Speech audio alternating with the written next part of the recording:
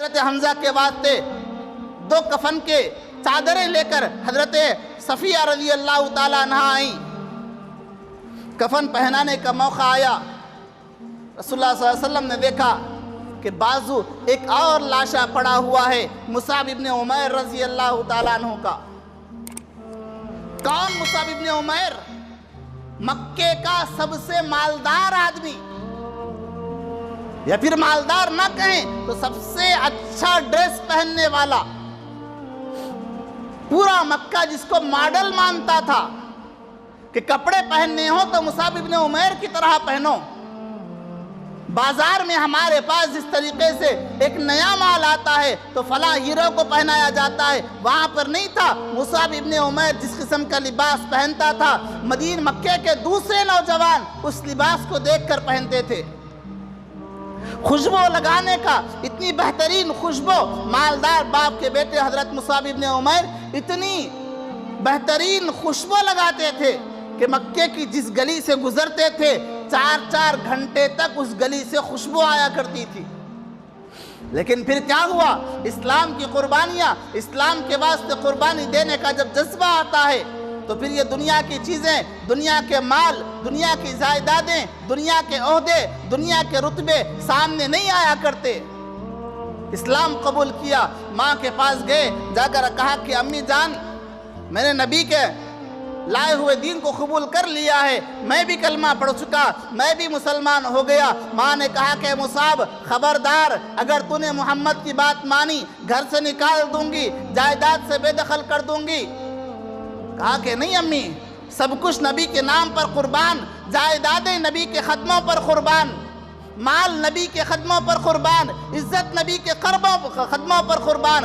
اب میں ان چیزوں میں پڑھنے والا نہیں ہوں. وہ ماں جو مصعب ابن عمیر کو بہت زیادہ چاہتی تھی، اس مصعب ابن عمیر کو ماں باپ دونوں نے مل کر پورے کپڑے نکال لیے، جسم پر ایک کپڑا بھی نہیں رکھا، گھر کے باہر ڈھکیل دیا. سب سے اچھا لباس پہننے والا، مکے کے واسطے آئیڈیل نوجوان، مکے کے نوجوانوں کا آئیڈیل آج اسلام قبول کرتا ہے، باہر ڈھکیل دیتا ہے. ماں باپ باہر ڈھکیل دیتے ہیں پورا ننگا کر کے. ماں کو رحم آیا، کہا کہ ننگا جائے گا، لوگ تھوکیں گے. اندر سے ایک ٹاٹ کا ٹکڑا اٹھا کر پھینکا اور کہا کہ جا یہ پہن کر جا، مجھے شرم آتی ہے تجھے ننگا دیکھ کر. وہ مصعب ابن عمیر رضی اللہ تعالیٰ عنہ اپنے اوپر اس ٹاٹ کو لپیٹ لیتے ہیں. رسول اللہ صلی اللہ علیہ وسلم کے پاس پہنچتے ہیں، ٹاٹ کو لپٹا ہوا ہے اور ببول کے کانٹے اس ٹاٹ میں جو ہے نا لگائے ہوئے ہیں. رسول اللہ صلی اللہ علیہ وسلم کے پاس پہنچے. رسول اللہ صلی اللہ علیہ وسلم کو وہ زمانہ یاد آیا، مصعب ابن عمیر کا کتنا قیمتی لباس پہننے والا نوجوان، کتنی اعلیٰ خوشبو لگانے والا نوجوان. اسلام قبول کیا تو گھر والوں نے یہ حال کر دیا کہ کپڑے بھی چھین لیے. رسول اللہ صلی اللہ علیہ وسلم کی آنکھوں میں اس وقت بھی آنسو آئے تھے. آج جنگ احد کا موقع ہے، حضرت مصعب ابن عمیر کی لاش سامنے پڑی ہوئی ہے. رسول اللہ صلی اللہ علیہ وسلم نے صحابہ سے عرض کیا، اے میرے صحابہ، یہ مصعب کا لاشا ہے، بغیر کفن کا پڑا ہوا ہے، کوئی اس کے واسطے کفن کا انتظام کرے. صحابہ فرماتے ہیں ہم ڈھونڈنے لگے، کہیں پر کفن کا اتنا کپڑا نہیں تھا جو مصعب ابن عمیر کے اوپر ڈالا جاتا. صحابہ پریشان کہ جو لڑکا مدینے کا سب سے قیمتی لباس پہننے والا تھا، جو لڑکا ایسا لباس پہنتا تھا تو مکے والوں کے واسطے آئیڈیل بن جاتا تھا، آج اس کا لاشا سامنے پڑا ہوا ہے، پہنانے کے واسطے کفن نہیں ہے. صحابہ فرماتے ہیں ہم نے گلی گلی ڈھونڈا، ہم نے ہر جگہ ڈھونڈا، کفن کا کوئی کپڑا نہیں ملا. رسول اللہ صلی اللہ علیہ وسلم نے دیکھا حضرت صفیہ کفن کے واسطے 2 کپڑے لے کر آئی ہیں. 2 کپڑے لے کر آئی ہیں. کیوں 2 کپڑے لے کر آئی؟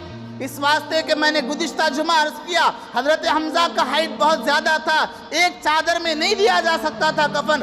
بہن 2 کپڑے لے کر آئی. رسول اللہ صلی اللہ علیہ وسلم نے بہن سے کہا کہ بہن مجھے شرم آتی ہے. اب کہا کہ پھوپھی مجھے شرم آتی ہے کہ چاچا کو تو 2 کپڑے دے دوں، بازو مصعب ابن عمیر مدینے کا یہ نوجوان یہ بغیر کفن کے پڑا ہوا ہے، میرا دل نہیں کرتا کہ بغیر کفن کے اس کو دفنا دوں. اگر تو اجازت دے پھوپھی، اگر تو اجازت دے، ایک ٹکڑا کفن کا حضرت حمزہ کو دے دوں، ایک کپڑا مصعب ابن عمیر کے دے دوں. پھوپھی نے اجازت دے دی، حضرت صفیہ نے اجازت دے دی. ایک کپڑا حضرت مصعب ابن عمیر کو اڑایا گیا، دوسرا کپڑا حضرت حمزہ رضی اللہ تعالیٰ عنہ رسول اللہ صلی اللہ علیہ وسلم کے چچا، جن کے واسطے کہا گیا اے میرے نبی آپ اشارہ کریں احد کے پہاڑ کو آپ کے واسطے سونا بنا دوں، اے میرے نبی آپ اشارہ کریں پوری زمین کو آپ کے واسطے سونا بنا دوں۔ جس نبی کو اللہ نے کہا پورے عالمین کا سردار ہے،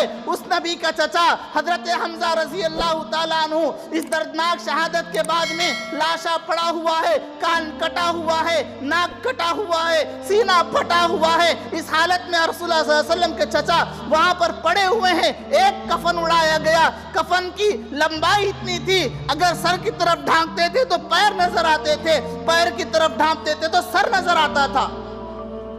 آج کا ایک غریب آدمی بھی اگر مر جاتا ہے، لاوارث لاش بھی مل جاتی ہے تو اس کو لا کر بہترین سے بہترین کفن پہنایا جاتا ہے۔ یہ میرے نبی کا چچا ہے، وہاں پر جنگ احد میں پڑا ہوا ہے، وہاں پر کوئی کفن دینے والا نہیں، کفن کا ایک ٹکڑا ملا، سر کو ڈھانپا گیا تو پیر نکل گیا، پیر کو ڈھانکا گیا تو سر نکل گیا۔ رسول اللہ صلی اللہ علیہ وسلم نے فرمایا ٹھیک ہے کفن کو سر کی جانب کھینچ لینا اور پیروں پر اذخر نامی گھاس ڈال کر ان کو دفن کر دینا۔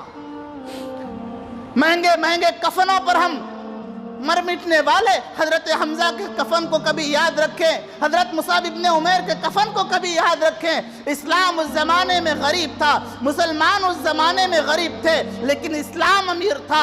آج مسلمان امیر ہو گیا لیکن اسلام غریب ہو گیا ہے۔ اس واسطے ہمیں ضرورت ہے ہم اپنی غربت پر تو خاموشی اختیار کریں گے، اسلام کی غربت برداشت نہیں کریں گے، ہم اپنے اسلام کے پرچم کو ہر جگہ لہرانے کی کوشش کریں گے۔